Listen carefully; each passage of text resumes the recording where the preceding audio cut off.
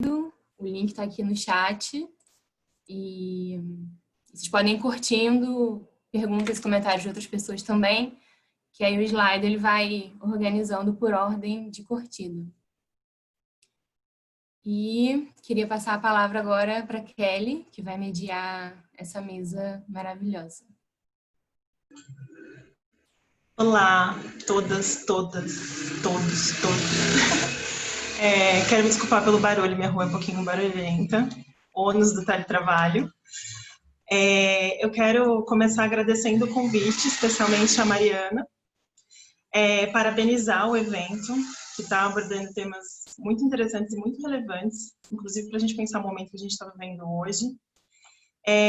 O tema, como já foi dito, que eu quero encarar até como uma pergunta para a gente começar a discutir, o que as cidades brasileiras precisam para ser mais inclusivas. A partir dessa pergunta, quero colocar algumas provocações para as nossas debatedoras, que eu já vou apresentar em seguida. E quando assumimos que algo precisa ser incluído, admitimos que algo está excluído de algum lugar ou alguma coisa. Se não excluído, no mínimo subordinado. A quem é que serve essa lógica?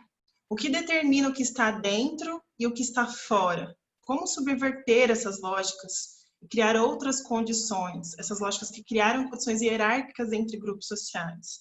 Qual a origem delas? Qual o papel das políticas públicas, do financiamento, da política tarifária? Para falar sobre isso e muito mais, eu começo apresentando Jéssica Lima, que é doutora em Engenharia Civil na área de Transportes e Gestão das Infraestruturas Urbanas, mestre em Engenharia Civil, graduada em Engenharia de Produção pela Universidade Federal de Pernambuco, graduação em Engenharia Civil pela Universidade Maurício de Nassau, pesquisa sobre economia dos transportes, produz conteúdo para divulgação e popularização de pesquisas e estudos sobre mobilidade urbana no Instagram e possui um podcast. Vocês podem encontrá-la pesquisando A Transportista nas redes sociais. Chamar também Zaica dos Santos, que é multiartista, pesquisadora, cientista, divulgadora científica do afrofuturismo, pesquisadora da Associação Brasileira de Pesquisadores Negros, integrante do grupo de pesquisa LabFront, da UNG, bolsista de iniciação científica do Instituto Sua Ciência, com pesquisa sobre afrofuturismo. Uma das divulgadoras cientista do projeto Mulheres na Ciência, do Bitconcil 2018. E também integra o Festival Mulheres no Mundo e é afiliada ao 500 Mulheres Cientistas. Só para explicar um pouquinho da estrutura do debate, as debatadoras vão ter inicialmente 10 minutos para falar sobre suas pesquisas, os temas que elas trouxeram para a gente, para compartilhar.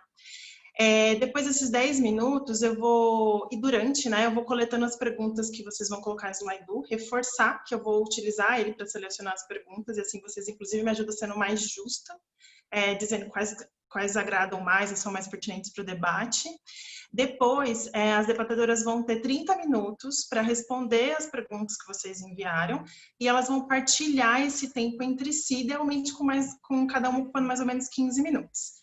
Eu termino por aqui e eu chamo primeiro a Jéssica Lima para iniciar o debate de hoje, gente. Obrigada. Olá, Kelly, obrigada. Muito obrigada à Rede Mob Inc. pelo convite. Eu fiquei muito feliz de saber que existem pessoas tão competentes e tão queridas pensando na mobilidade e inclusão, que é um tema que eu venho estudando desde o início do meu mestrado. Vocês estão me ouvindo bem? Estão me vendo? Está tudo certinho? Show! Então, para falar um pouco sobre esse tema que eu gosto tanto, eu preparei uma pequena apresentação. Eu vou compartilhar minha tela aqui com vocês.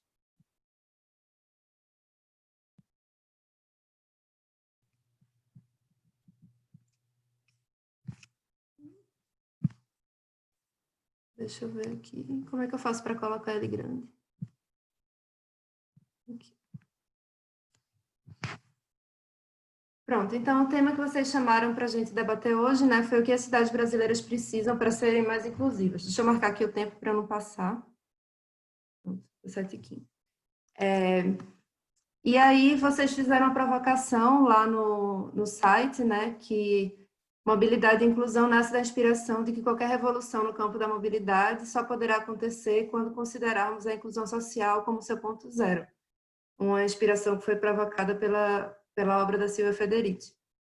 E eu achei muito interessante e eu quis trazer essa perspectiva das cidades inclusivas através de algo que boa parte de nós já conhece muito bem, que são os Objetivos de Desenvolvimento Sustentável da ONU, só que trazer isso através de uma perspectiva do transporte e da inclusão. Então, como é que esses objetivos, como é que a gente consegue, né, alcançar esses Objetivos de Desenvolvimento Sustentável, que eu acredito que eles levam a uma cidade mais inclusiva. E como o transporte ele impacta nesse sentido. E eu selecionei, eu acho que nem todos esses 17 Objetivos de Desenvolvimento Sustentável têm uma relação direta com o transporte e a mobilidade urbana, mas eu acho que uma parte deles tem sim relação, parte considerável deles. Então, por exemplo, a gente pode falar da erradicação da pobreza, no sentido de que o que Kelly falou, né? Se as pessoas elas estão excluídas, como é que elas vão conseguir ter acesso? Uma coisa que a gente fala muito, isso está diretamente relacionado com cidades e comunidades sustentáveis, né? Basicamente, tudo que a gente vai falar, como a gente está falando de transportes, vai um pouco ser linkado com o Objetivo 11.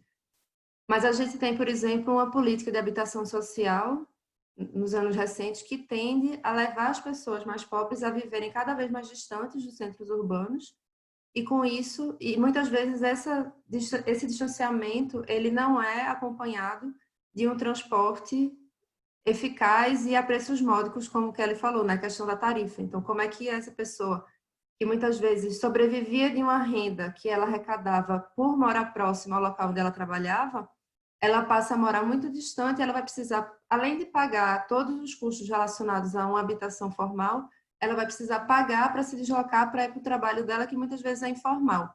Então, quando a gente olha os dados, por exemplo, das PNADs que mostram o tempo de deslocamento ao trabalho, em algumas cidades, como, por exemplo, em Recife, se eu não me engano, em Salvador também, Recife com certeza, você tem o tempo de deslocamento ao trabalho no extrato mais pobre da população como o mais baixo, junto com o do extrato mais alto. E isso acontece justamente porque eles não são capazes de pagar pelo transporte. Então, eles acabam se deslocando única e exclusivamente a pé ou, no máximo, alguns de bicicleta. Seguindo para o próximo. Então, com relação a saúde de qualidade, também o transporte ele tem um impacto, né? Se você considera que você tem uma quantidade bastante considerável de pessoas que se internam por problemas respiratórios por conta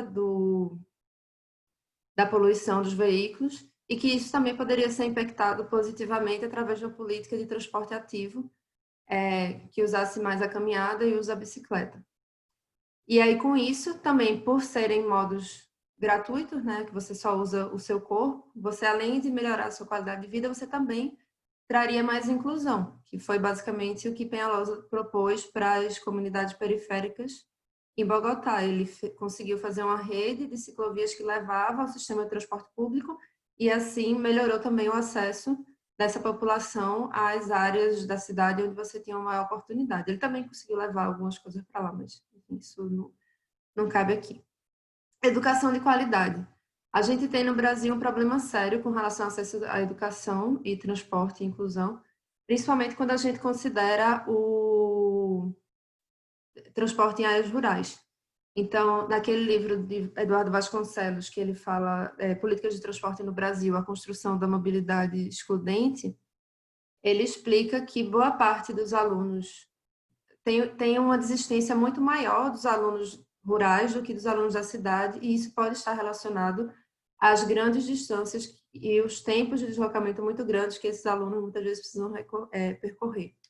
Igualdade de gênero, então, né, inclusão das mulheres. A gente falou muito disso nessa semana, por conta da questão lá da live dos 12 homens, e semana passada a live dos 13 homens, e que é importante a gente ter mulheres envolvidas nas discussões, e é importante que as mulheres elas se sintam seguras para usar o transporte, seguras para usar a cidade, que elas possam, de fato, aceder, tanto com relação ao acesso à cidade, quanto com relação ao emprego, ao trabalho, que elas possam ter com quem deixar as crianças para poderem fazer seus deslocamentos, que existam creches, que elas consigam andar, né? Porque muitas vezes elas são responsáveis pelo cuidado, então que elas consigam caminhar com carrinhos de bebê, por exemplo, ou entrar dentro do ônibus, acessar o ônibus com carrinhos de bebê. Deixa eu ver meu tempo. Energias renováveis e acessíveis. Também a gente pode, também é importante, né? A gente está vendo aí um nível do aquecimento global muito forte, e então é importante a gente pensar em energias renováveis acessíveis, mas também é importante a gente ter cuidado com relação a determinadas tecnologias que vêm prontas e que muitas vezes são apenas uma proposta de marketing, como, por exemplo, aconteceu muito aqui no Brasil, acho, com a questão dos patinetes elétricos, que era muito mais... Não trazia, de fato, uma solução de mobilidade, nem muito menos era inclusiva, porque era uma forma de se movimentar extremamente cara, R$1 por quilômetro, mas se vendia como renovável e também nem era sustentável, porque, enfim, quebrava super rápido. Eu tenho 3 minutos só. Deixa eu ir mais rápido. Bom, também, para você ter acesso ao emprego e você ter crescimento econômico, o transporte ele é essencial, porque estava vendo isso hoje, o dado de Pereira e Schoening, aquele estudo do IPEA de 2013, ele mostra que as pessoas de baixa renda gastam 20% a mais de tempo para chegar ao seu trabalho nas 10 principais metrópoles brasileiras. Então, acesso ao emprego também é uma questão bastante importante para você, talvez uma das principais para você conseguir, né, ter cidades mais inclusivas, que as pessoas possam, de fato, consigam chegar aos seus empregos, que elas consigam ter acesso. Bom, e aí, com relação a reduzir as desigualdades, né, tudo isso que a gente vem falando. Então, o transporte ele tem essa capacidade de reduzir as desigualdades através da promoção de mobilidade urbana, onde as pessoas elas possam ter acesso às atividades que a cidade apresenta. E essas atividades são essas que a gente vem falando. Então, educação de qualidade, trabalho, saúde, compras. Então, quando você tem um transporte, uma cidade que tem uma mobilidade urbana que possibilita isso, principalmente se ela for de uma maneira sustentável, onde você tem uma mobilidade ativa e você tem um sistema de transporte público que seja limpo, que seja eficiente, que tenha uma certa velocidade adequada, você vai conseguir tanto reduzir as desigualdades e aí você vai chegar às cidades e comunidades que sejam, de fato, comunidades sustentáveis e inclusivas, certo? E, deixa eu ver meu tempo, tem 1 minuto. Bom, e aí esses próximos, eu acho que eles têm relação com o transporte, né? Proteger a vida terrestre, ação climática, paz e justiça, instituições eficazes, todos esses eles têm relação com a questão do transporte, a mobilidade e a inclusão dentro das cidades, produção e consumo sustentável também, mas eles têm um impacto mais, digamos, menos direto, né, do que os outros que a gente já destacou.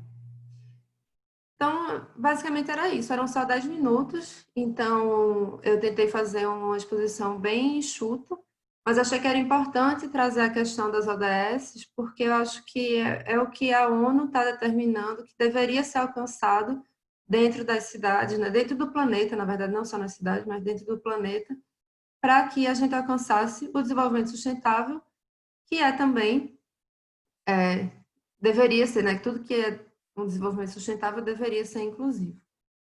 Então, é isso. Eu quero ser bem pontual, então eu acabei aqui nos meus 10 minutos. E obrigada. Sigam aí a Transportista no Instagram e escutem o podcast. Saiu um episódio novo ontem. Deixa eu tirar aqui minha tela. Obrigada, Jéssica. Daqui a pouquinho você volta para responder as perguntas. Quero reforçar o pessoal mandando perguntas aqui no slide para a gente continuar o debate, etc. Se ficou alguma dúvida, vocês querem aprofundar alguma coisa ou querem alguma dessas referências que foram colocadas, manda pergunta aí. Agora chamar a Zaica. Zaica, por favor, agora é a sua vez.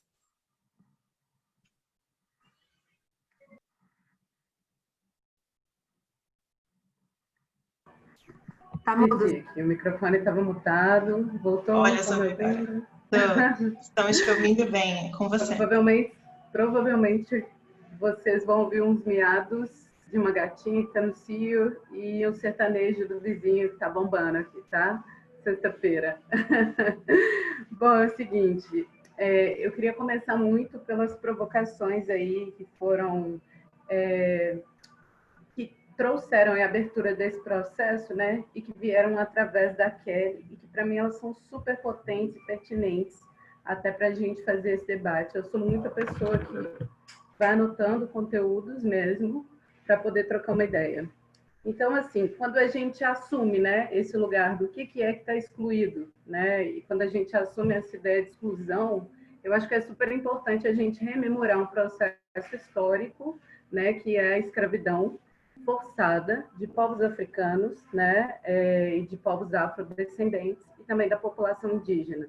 Então, hoje a gente vivencia aqui no Brasil um histórico que se dá muito nesse lugar histórico, né, e uma submissão. Então, esse lugar do subalterno, que é onde Kelly também traz, a subalternidade, essa submissão, ela se dá muito aí nesse lugar histórico, entendido como colonização. Então, acho que para a gente pensar essa cidade, ou construir, ou desconstruir essa cidade numa potencialidade atual, a gente precisa sempre rememorar esses lugares históricos. E aí se dá, então, a potencialidade de se criar outras condições, né? E essas outras condições, na maioria das vezes, elas não são potencialidades que não foram construídas ainda. Então, acho que é muito importante pensar em um geógrafo que trabalhou bastante nesse lugar no Brasil, que é o Milton Santos. E ele traz muito essa perspectiva das desigualdades, né? Ele traz muito essa perspectiva histórica. E aí, sim, acaba versando com lugares onde eu discuto também uma perspectiva cultural, em uma perspectiva transdisciplinar, em uma perspectiva de arte, ciência, tecnologia, inovação africana e afrodescendente. E eu sempre retomo esse lugar de falar o que é afrofuturismo. Tem muitas pessoas que acham que a gente está falando aí especificamente de um lugar ficcional, mas existe aí essa potencialidade de se falar de lugares reais, né? E dessas construções reais. E pensando aí pelo lugar dos afrodescendentes, dessa população negra que se encontra no Brasil, essa população ela vem participar, né, da historicidade, forçadamente, né, desse país, por intermédio aí da sua inteligência, da sua tecnologia, do seu desenvolvimento e de tudo que tinha enquanto estrutura. Obviamente que no processo, né, que poderia hoje não chamar colonização, que poderia ser, se não fosse, né, como foi da forma que aconteceu, poderia ser uma troca de conhecimento, né? Essas pessoas podiam ter ido até o continente africano, pedir ali, me ensina essas técnicas e esses conhecimentos que você tem, para me levar para esses outros lugares onde eu estou indo. Isso não aconteceu historicamente, né? Então, essa população ela acaba vindo para cá trazendo toda a sua tecnologia, todo o seu conhecimento e toda a sua inovação. E aí a gente encontra isso em uma perspectiva de mobilidade, quando a gente pensa aí também no surgimento das periferias, no surgimento das favelas. Ou seja, a gente está falando de geometria fractal, né? A gente está falando de construções em cima de construções, né? A gente está falando de uma possibilidade de sobrevivência acerca aí de um processo que traz a subalternidade para uma população. Só que a gente também encontra aí uma série de dificuldades no meio desse processo, justamente porque essa colonização e essa ideia de subalternidade, ela se perpetua aí no Brasil pelo processo da eugenia histórica. Então, eu achei muito interessante quando a Jéssica trouxe os ODS, né, da ONU, mas, ao mesmo tempo, eu trago também um contraponto em relação a isso. A gente está discutindo atualmente no Brasil o genocídio da população negra, e esse genocídio ele acontece, enfim, a gente está batendo papo aqui agora, provavelmente está acontecendo o genocídio, né? E aí, aconteceu uma coisa bem recente, para quem não conhece, eu recomendo conhecer, que é a União Africana. A União Africana reuniu 54 países do continente africano, e aí, juntamente, a União Africana e o Movimento Negro Brasileiro, entre outros movimentações negras na diáspora, houve aí uma carta de envio para a ONU, questionando aí, né, essa vivência em que se encontra a população negra afrodescendente e a população negra africana. Para quem não sabe, esse ano, o Dia Mundial da África, ele foi pautado aí especificamente pelo o silenciamento das armas no contexto do Covid-19. E essa pauta é a pauta da população negra no mundo todo. Então, a partir dessa carta, né, que a ONU começa aí a ser provocada a discutir este lugar, né, este lugar inclusivo também, né, e esse lugar de direito à vida. Então, acaba que nesse lugar da mobilidade, nessa discussão da mobilidade, a gente ainda está lidando com processos históricos que lidam ainda muito com a perpetuação de hegemonias, né, e com a perpetuação de violências truculentas em relação ao movimento policial também, né? Porque se você parar para pensar, uma pessoa negra, né, quando ela vai pegar um ônibus, eu acho que ela vivencia muito mais o processo do medo do que mesmo pensar esse lugar inicialmente do transporte, né, de se transportar dentro desses espaços, justamente por conta desse racismo estrutural. Então, se ele está andando de bicicleta, ou se essa pessoa está andando de bicicleta, ela vai lidar com esse lugar também, né? De ter que lidar com o medo, né? Da violência truculenta aí da polícia.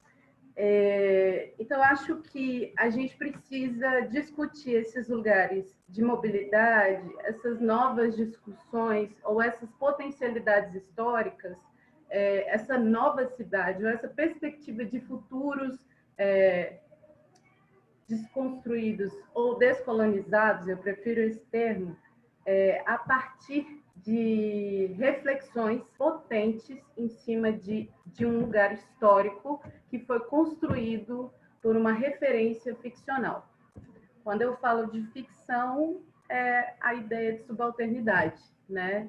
Quando eu falo de ficção, é a ideia de o que está excluído e por que está excluído, né? Então, eu acho que é mais ou menos por aí que eu queria conduzir também esse lugar de troca de ideia, né? Eu acho que era isso que eu tinha para falar inicialmente. Obrigada, Zaica. Eu acho que em ambos os debates a gente vê a necessidade de não debater mais sobre mobilidade e transporte de forma desvinculada com outros temas, outros setoriais, a gente pode falar, né? Com habitação, com emprego, com educação e etc. E a Zaica traz isso também com força quando até mudar quais são os nossos referenciais, né? E questionar por que são estes e não outros. Então, acho que são debates complementares e colocados um do lado do outro são riquíssimos. Aí agora foram feitas perguntas. Até agora temos 4 perguntas. Eu vou sugerir que eu vou fazer 2 perguntas, começando sempre pela mais votada. E aí vocês partilhem o tempo, pensando que provavelmente a gente vai ter mais 1 ou 2 rodadas fora essa, tá bem? E aí vocês respondam como se sentirem à vontade. Não necessariamente vocês precisam responder todas elas. Então, a primeira pergunta, Jéssica e Zaica, na terça, falamos sobre cidades inteligentes e como se apropriar desse conceito mercantilista para um bem comum. Como se apoderar desse campo para a inclusão? A segunda pergunta é para a Zaika. Como nós, pesquisadores do transporte, podemos reverter a lógica do epistemicídio em relação a modelos de mobilidade vindos da periferia?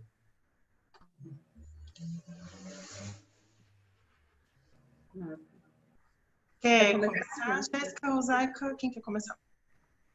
Você pode repetir a segunda pergunta, por favor? Posso. A segunda pergunta é para a Zaika. Como nós, pesquisadores do transporte, podemos reverter a lógica do epistemicídio em relação a modelos de mobilidade vindos da periferia? Eu posso responder inteligentes, então, já que esse foi para a Zaika. Zaika, você quer começar? Tanto faz para mim. Não, pode começar, fica à vontade. Pode ir.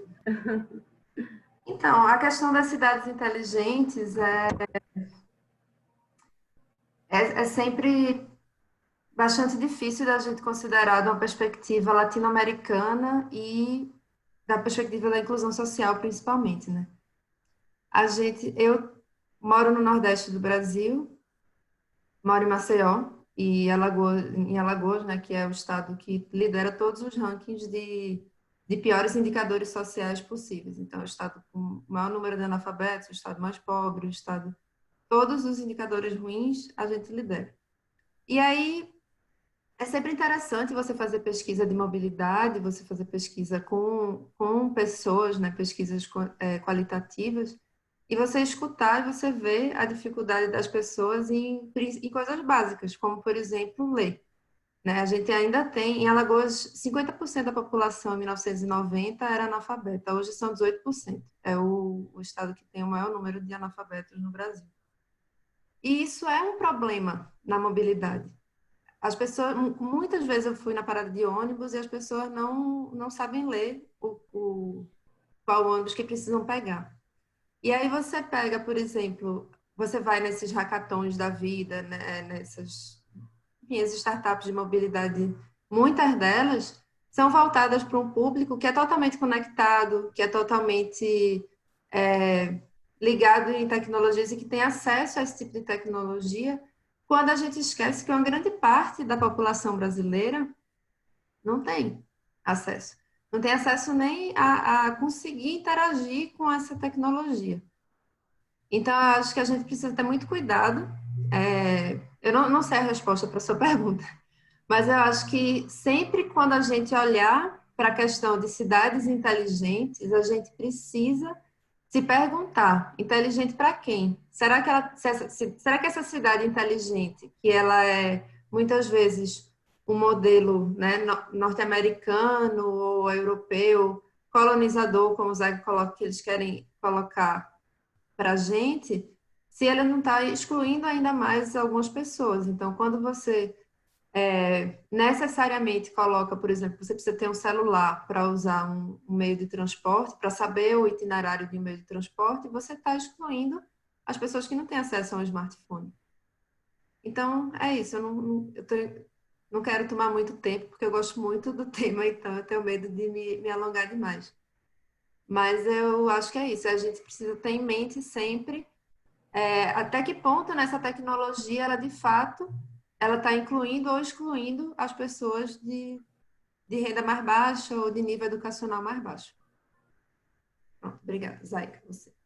Eu vou começar pela primeira pergunta, porque ela me interessa muito também enquanto contexto, né? Eu trabalho com Big Data e eu acho muito interessante também a gente desconstruir também esse lugar hegemônico pautado em cima das tecnologias.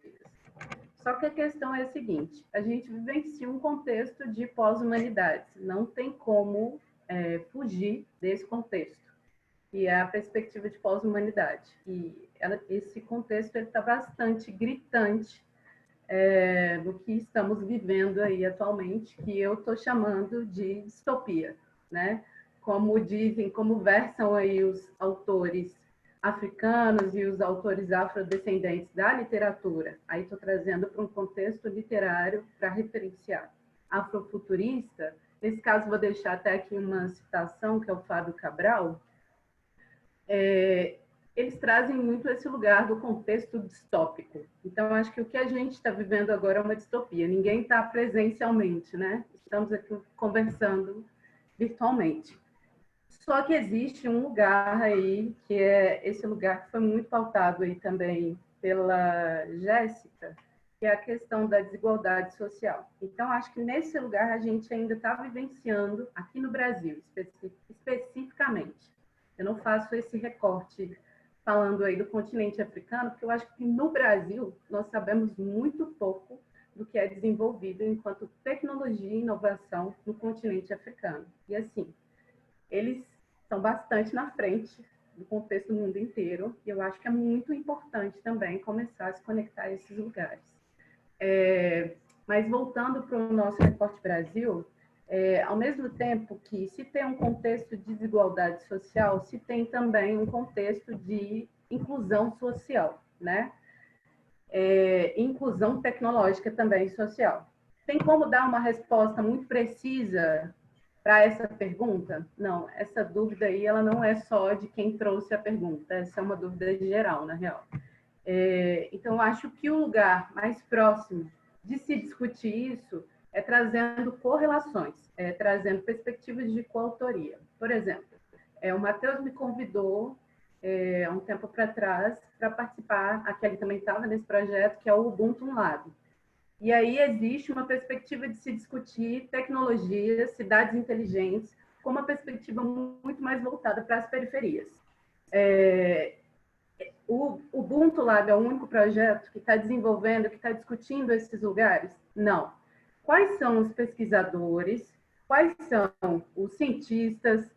Quais são os filósofos? Né? Porque, ao mesmo tempo, quando a gente está falando disso, a gente está falando de pós-humanidade. Então, é importante procurar quem é que está conceituando isso também, né? Que estão falando desses conteúdos ou que estão construindo essas perspectivas no Brasil.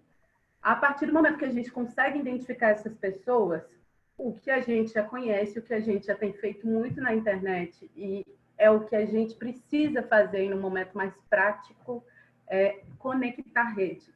Só que num sentido descolonizatório também, né? Porque a partir do momento que você quer construir perspectivas de cidades inteligentes, né, para periferias ou com, eu acho que o mais legal é esse, com periferias, com pessoas negras, né? Porque nem todas estão nas periferias, também é importante conectar nesse lugar. É interessante entender que é necessário descolonizar e desconstruir a ideia de subalternidade, né? É necessário entender que você não que aquela pessoa provavelmente ela pode ter vivenciado processos que são de tecnologias sociais e como trabalhar a tecnologia social junto com a tecnologia digital ou tecnologia analógica. Então acho que é mais ou menos por aí. Pelo menos eu penso um pouquinho nesse campo. Agora sobre o epistemicídio. Bom, eu acho que a primeira coisa em relação ao epistemicídio é a gente entender o que é o epistemicídio, né? Que é o processo que se dá dentro aí das epistemologias, ou seja, quando se epistemicidam narrativas que são africanas e afrodescendentes. A história fez isso o tempo inteiro, né? A história ocidental, e ela continua fazendo isso a partir do que a gente conhece como discurso dominante e o que a gente conhece também como hegemonia. E como construir aí um lugar que não trabalhe com esse lugar do epistemicídio, e sim que alavanque epistemologias africanas e afrodescendentes. Eu acho que uma pessoa que é bastante referência nesse lugar, nessa discussão, e aí eu trago uma referência teórica, né, e também prática, porque para mim ela é muito referência, é a Sueli Carneiro, que é quem versa bastante sobre a perspectiva do epistemicídio. Então, Sueli, ela tem falado desse lugar das desigualdades sociais também. E, ao mesmo tempo, ela faz um recorte muito específico para falar de pautas de mulheres negras. Agora, quando ela versa esse lugar do epistemicídio, ela versa justamente as tecnologias que foram roubadas, as tecnologias que foram invisibilizadas, as tecnologias que foram apagadas, tanto tecnologias sociais quanto tecnologias ancestrais que refletiram nesse lugar tecnológico digital que a gente está aqui hoje. Então, eu acho que para a construção dessa ideia de mobilidade, se dá muito uma confluência desses lugares. Como pautar tecnologia social, como pautar tecnologia pelo campo que se dá na ancestralidade africana e afrodescendente. Isso eu chamo de coautoria, tá, gente? Eu não estou chamando isso de uma autoria feita por uma pessoa branca, e aí eu vou usar o termo, tá? Espero que as pessoas não tenham dificuldade de lidar com ele. Mas sim uma coautoria que lida aí com a perspectiva de que pessoas africanas e afrodescendentes elas têm conhecimentos e intelectualidades que ainda não foram muito utilizados como recursos. Porque se você pensa nesse lugar da africanidade, né, o que a gente entende ainda como ocidentalidade, a subalternidade. Então, se a gente não quebrar esse lugar histórico primeiro da subalternidade, não tem como se construir aí perspectivas sociais e tecnológicas que incluam em lugares periféricos, ponho aspas. Então, acho que é mais ou menos isso, é construir relações de parceria e coautoria. Muito bom. Tecnologia social, eu acho que é uma palavra que fica forte, né, do que foi conversado nesse primeiro bloco de perguntas. O quanto a gente pode aprender com ela ao invés de negligenciá-la. Na área de mobilidade e transporte é muito incomum que a gente dê muito valor aos números, às quantidades. Acho que a gente precisa aprender a olhar para outras coisas que não só para os números. Agora, no próximo bloco, mais 2 perguntas. A primeira é: às vezes sinto que o discurso a favor da bicicleta pode parecer elitista. Como falar sobre isso com pessoas que sonham em ter carro por status? Compreensível? Entre parênteses, é uma pergunta. Que é a terceira aqui, na verdade, agora é a segunda. Como incluir a comunidade periférica no debate sobre mobilidade? Trazer pertencimento e lugar de fala, como no meio acadêmico. Acho que a Zayka já falou sobre isso, mas eu acho que essa resposta, talvez sem querer tendenciar o debate, misturada com a resposta da primeira, pode dar um caldo bom. Então, é com vocês, meninas.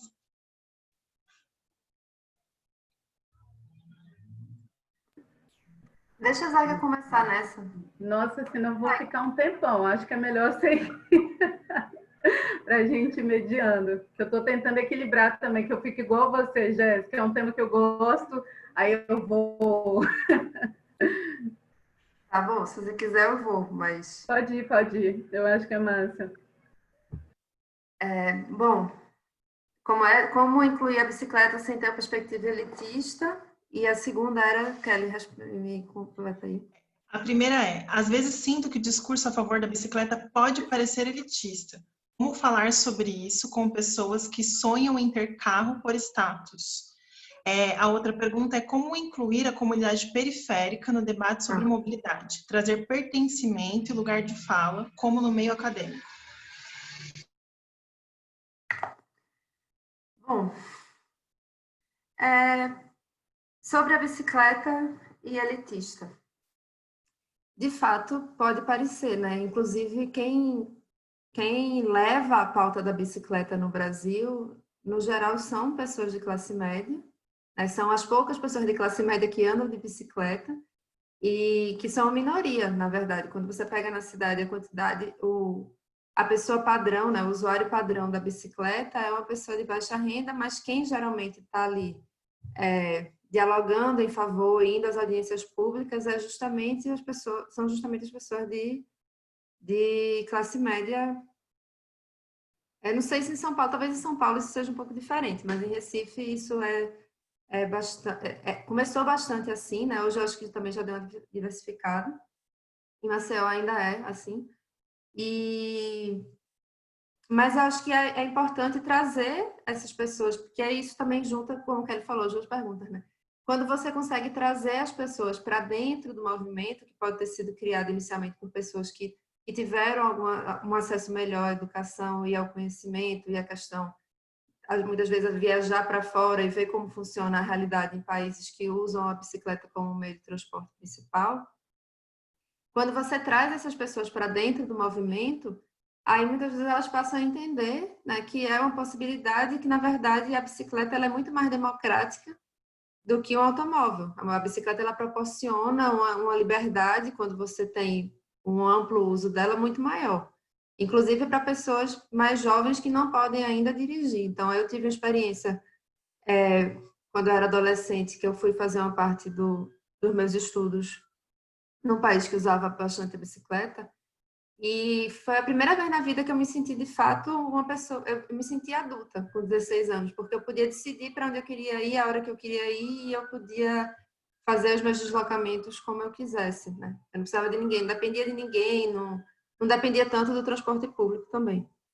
Então, eu acho que a bicicleta ela é muito democrática e que a gente pode tentar convencer as pessoas de que ela é democrática através de tentar trazê-las para dentro dos movimentos de bicicleta, que são bastante fortes, eu acho, no Brasil. Você tem uma grande representatividade, inclusive em cidades que não são metrópoles, você tem muitos grupos de cicloativistas. Como incluir no debate? Eu achei interessante essa pergunta, porque eu acho transporte e mobilidade urbana um tema que todo mundo tem uma opinião. Todo mundo, você pega um ônibus, você entra no banheiro de um shopping center, você está num restaurante, tem alguém falando sobre mobilidade urbana e dando pitaco. Sempre tem. E é isso que me emociona e que me apaixona na mobilidade urbana.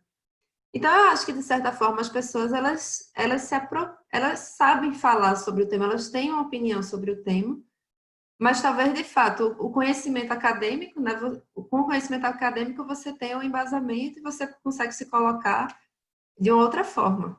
Mas eu acho que as pessoas têm a capacidade, eu acho que uma vez que que elas se engajam, né, digamos, e pessoas periféricas se engajam em movimentos sociais, por exemplo, elas também conseguem expor as suas necessidades e os seus anseios de maneira bastante,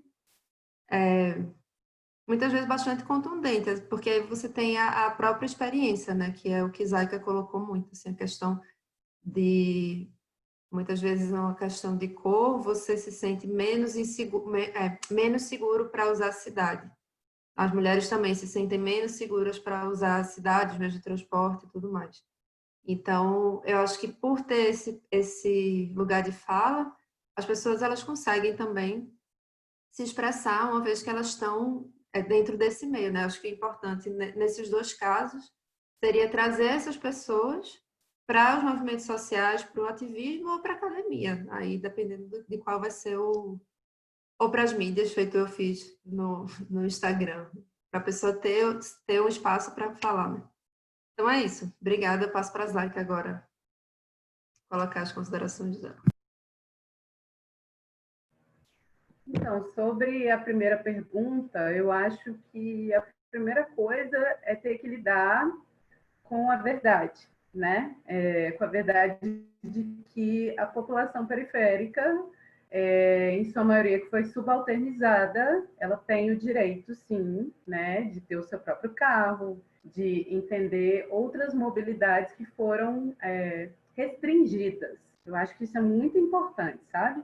Foram restringidas a elas historicamente. Então, acho que a população afrodescendente, brasileira especificamente, ela já tem pautado bastante, sim, esse lugar da mobilidade.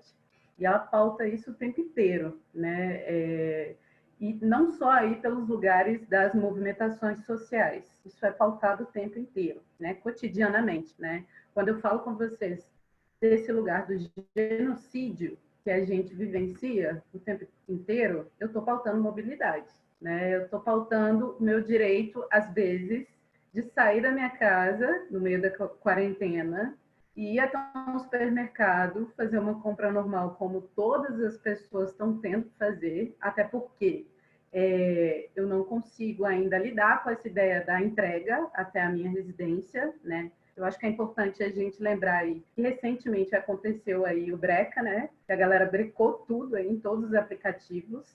E quem trabalha nesses lugares, quem faz essa mobilidade, né, de entrega, né, É uma população que está sendo aí subalternizada no lugar de serviço, só que em um lugar de servidão, de não receber nem uma porcentagem semelhante a quem tem uma carteira assinada. Só que, ao mesmo tempo, né, a gente lidar com essa complexidade. Então, acontece o breca, eu não uso aplicativos, eu falo que eu nunca usei, eu estou mentindo, mas eu não uso em sua maioria, porque esse entendimento em relação a isso me bloqueia o mental, né? Eu estou falando aplicativos de entrega nesse lugar.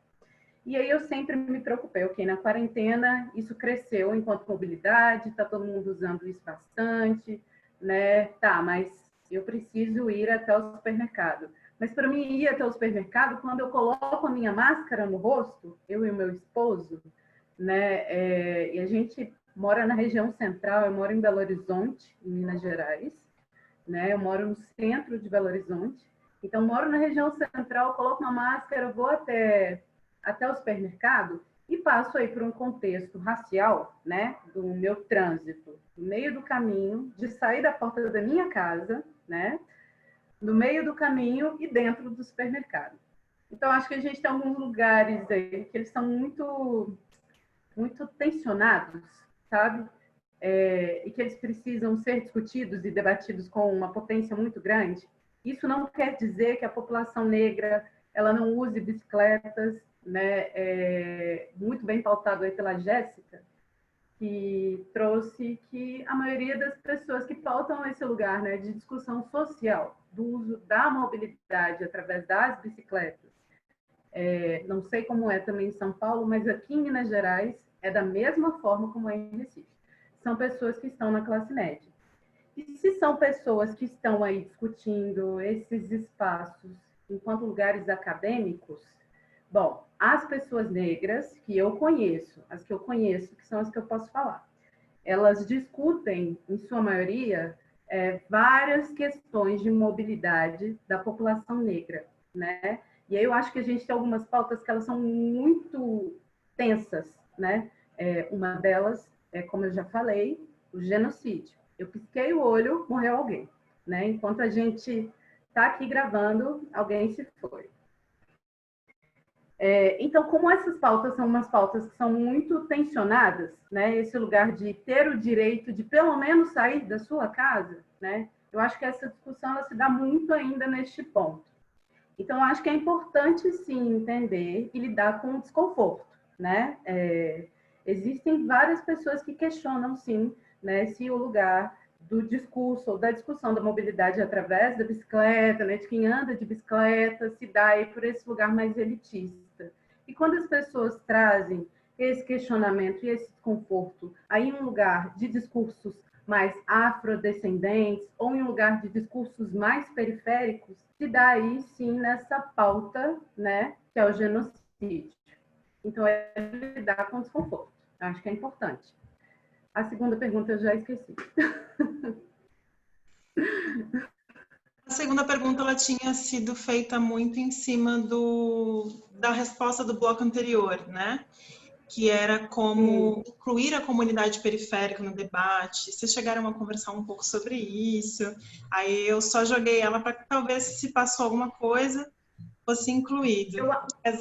Tá. Pode falar. É que agora a gente está chegando perto do final e sobraram algumas perguntas que infelizmente não vai dar tempo de fazer, mas eu só quero lê-las para as pessoas que as fizeram não se sentirem deixados para trás.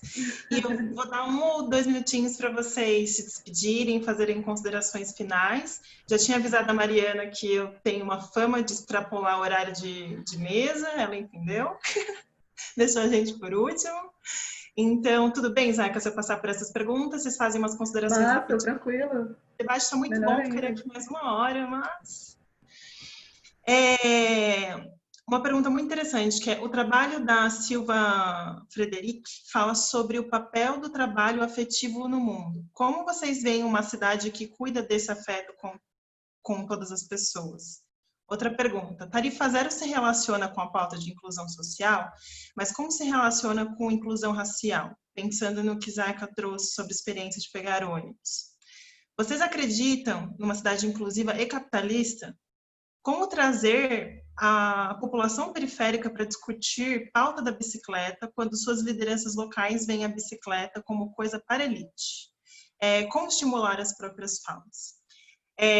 São muitas perguntas, vocês não vão conseguir respondê-las no tempinho que eu dei para vocês, mas se vocês quiserem fazer alguma consideração sobre alguma, quando estiverem concluindo, desde já eu agradeço a presença de todas, vou deixar como encerramento as meninas, talvez a Mariana queira fazer um fechamento depois, e também colocar aqui uma provocação de que a forma como a participação social se dá no Brasil, ela é muito elitista. Ela acontece em horários difíceis, impraticáveis, em locais longe das periferias. Então, a própria participação social é um desafio. Mesmo quando há o desejo de participar dela nem sempre é possível. Então, Jéssica, depois Aika, por favor. Tá.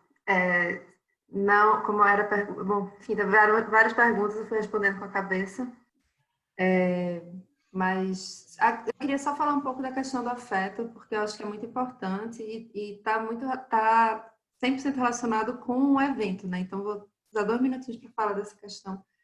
E porque eu acho que é muito importante a gente falar disso, principalmente nessa semana que foi tão difícil para as mulheres que estão na mobilidade, né? Que a gente se uniu para tentar criticar um evento... Desculpa interromper, Jéssica. Podem falar com calma para a gente fazer um fechamento da forma que se sentirem mais confortáveis. A gente começou 5h10 também, então não tem problema a gente passar uns 10 ou 15 minutinhos. Tá bom. Não, assim, essa semana a gente teve esse evento, né, que acho que todo mundo aqui deve estar sabendo, e eu já citei aqui, mas que foi um golpe duro, assim, eles terem simplesmente calado totalmente a nossa possibilidade de expor a nossa indignação, fechando os comentários, então, do evento que eles fizeram. E que é justamente essa questão, porque quem geralmente trata do afeto na cidade, nas famílias, são as mulheres. As mulheres são encarregadas pelo trabalho de cuidado e geralmente elas ficam com as tarefas de fazer as compras, foi o que eu falei naquela parte de igualdade de gênero, de levar os filhos no colégio, por isso que as viagens delas são encadeadas, por isso que a centralidade das mulheres é mais pautada na casa delas. Isso não é, no Brasil, não é exclusivo daqui, isso acontece na Suécia, acontece na Coreia, isso acontece no mundo todo. Então, é um fenômeno mundial da mobilidade das mulheres. E, muitas vezes, isso não é incluído no debate, em nenhum dos principais debates, a não ser que seja um debate sobre mobilidade de gênero, que aí só tem mulheres que participam. Então, acho que é importante trazer esse ponto aqui, numa sala que tem bastante homens participando, e eu acho que os homens jovens são minha grande esperança. Os homens jovens da mobilidade são minha grande esperança para o futuro, porque o pessoal da idade dos que estavam palestrando nessa semana, eu já desisti de tentar dialogar com eles, não dá, a gente tem que dialogar com o pessoal de 50 para baixo.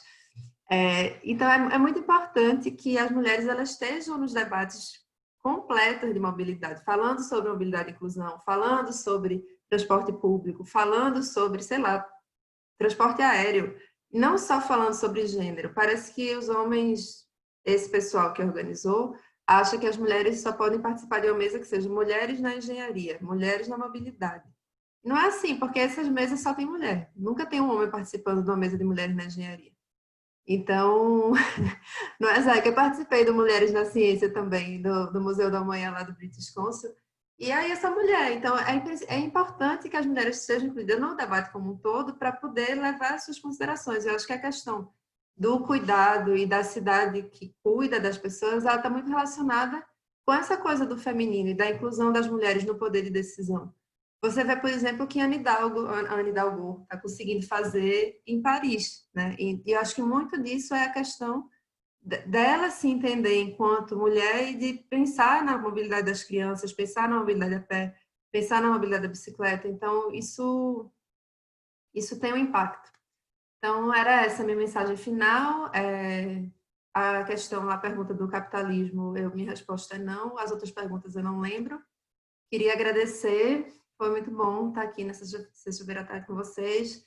Adorei conhecer Zaika. Não conhecia sobre o afrofuturismo. Gostei muito, vou pesquisar mais. Obrigada, Kelly, por nos mediar e adorei ver aqui os rostinhos conhecidos, Mariana, Zé Brandão, Igor.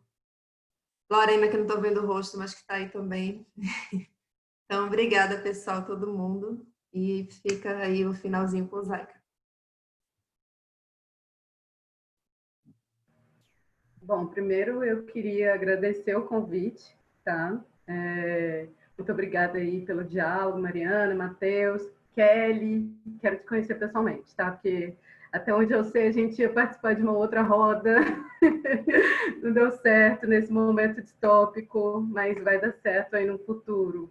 Jéssica, muito obrigada aí por essa troca. Eu acho que é super importante. Eu acho que eu vou começar muito nesse lugar que você trouxe aí, que é a presença de discussões femininas, né? A presença de mulheres. E a gente pauta isso o tempo inteiro, né? Que esse lugar de fala, né, ele nos pertence a qualquer campo de discussão.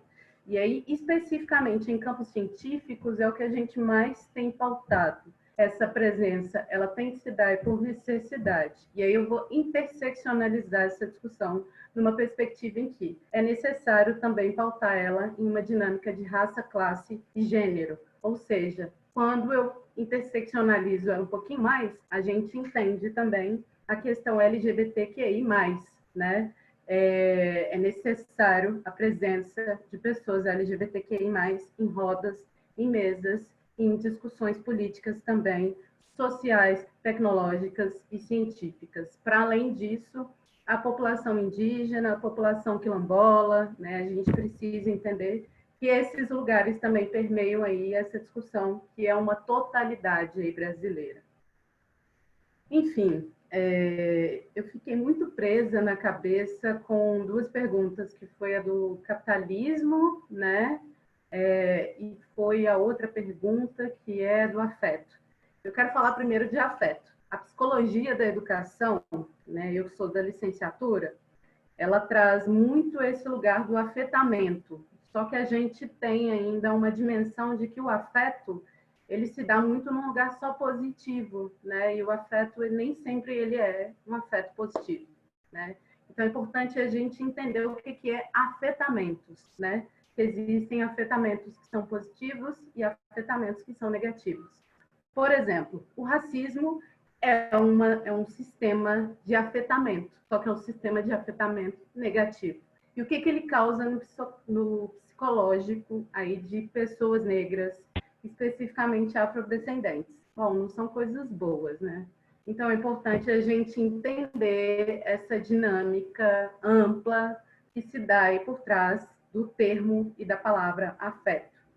Agora, uma perspectiva um pouco contra a cultura, se a gente for pensar aí nesse lugar do capitalismo e a mobilidade, né, e a inclusão, isso é um problema muito grande, não tem como dar uma resposta específica num piscar de olhos, mas eu acho que é muito importante a gente entender que a gente está vivendo um momento distópico, né? É importante também a gente entender que não só pelo momento distópico, mas por um processo histórico que se chama Revolução Industrial, a gente está vivendo aí um processo que é a pós-humanidade. Não tem como fugir disso, né?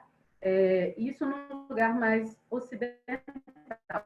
Para fugir disso, a gente vai ter que ser o quê? Inteligente mais, criar a máquina do tempo, voltar lá no tempo, parar com a Revolução Industrial e pronto. Aí o mundo pode, quem sabe, virar outra coisa. Se pá, eu até peço a pessoa que conseguir construir essa máquina que volte no tempo também e aí bloqueie ali aquele momento histórico chamado escravidão, porque não tem necessidade dele acontecer, porque a gente não ia ter ruptura histórica. Então, assim, queria deixar isso aí como contraponto. E deixei meu canal de ciência aqui, gratidão de coração. Seguimos juntos na missão, pós-humanidade, distopia, e que fiquem todos bem. Gente, vou usar o poder da mediação uma última vez muito rápida, porque tem uma pergunta aqui que é sobre tarifa zero e mexeu comigo. Se o debate da tarifa zero, ele se relaciona com inclusão racial. Vou falar bem rapidinho. A partir do momento que o preço da terra define quem mora longe e perto das oportunidades, e quem mora mais longe, como a Jéssica trouxe, paga mais caro para chegar nas oportunidades, ampliar a acessibilidade financeira às oportunidades, portanto, a tarifa zero é uma das formas, pode ser um jeito de reverter lógicas de discriminação indireta que acontecem com essas populações, que a gente sabe que quem mora longe é predominantemente preto, empobrecido. Então, deixar esse tema aqui e falar que, mas o jeito de reverter isso é através de reforma fundiária urbana, não só através de tarifa zero. Também estou no Twitter, aproveitar para divulgar redes sociais, como Kel Fernandes. Me sigam por lá, agora eu estou como colunista da UOL, semanalmente eu publico textos refletindo sobre esses temas.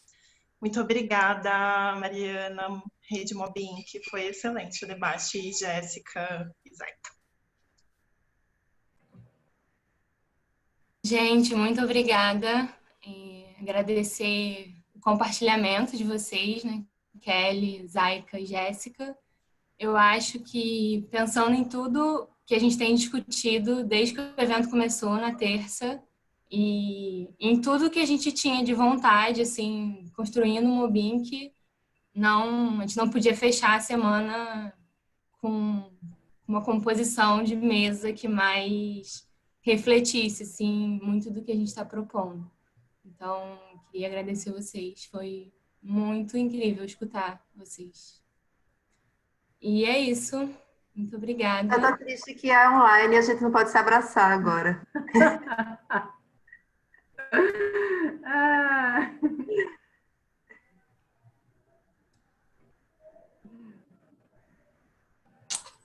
Bom, alguém quer compartilhar mais alguma coisa?